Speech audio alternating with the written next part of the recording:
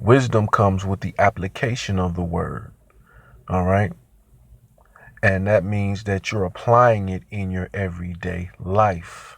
Okay. As you read, you apply. All right. But see, when you're a hypocrite, just as the Pharisees and the Sadducees were, you know what I mean? They would teach the people, but yet they weren't practicing what they preached. All right. It says, but through knowledge shall the just be delivered. So when you sit there and you're teaching your people, man, right knowledge, they'll be delivered, right?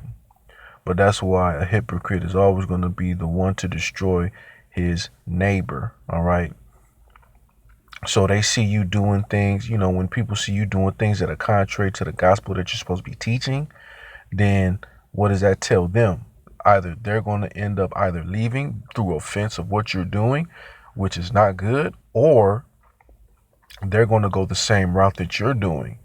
And the Most High does not approve of that whatsoever. All right.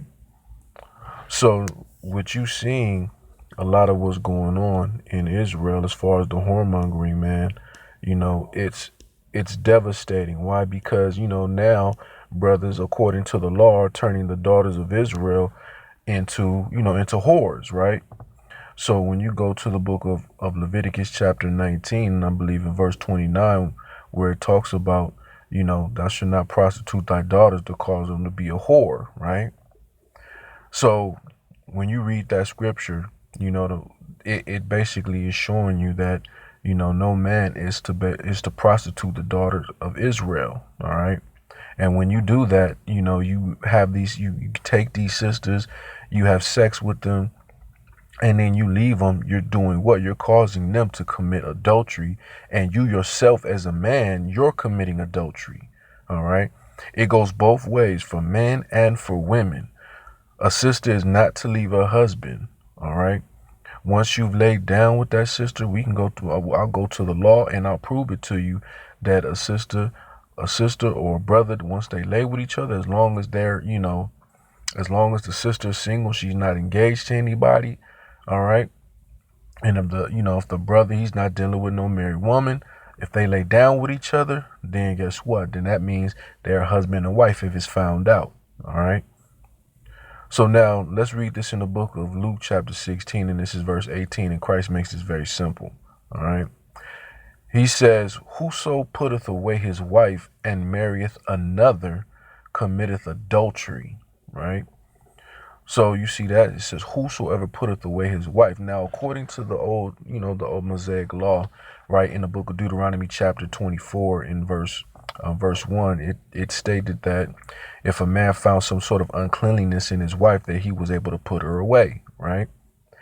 And, all he had to do was write her a bill of divorcement and send her out of his house, and she was able, or she was permitted, to become another man's wife. All right. Remember, Christ said that Moses wrote that law because of the hardness of your hearts.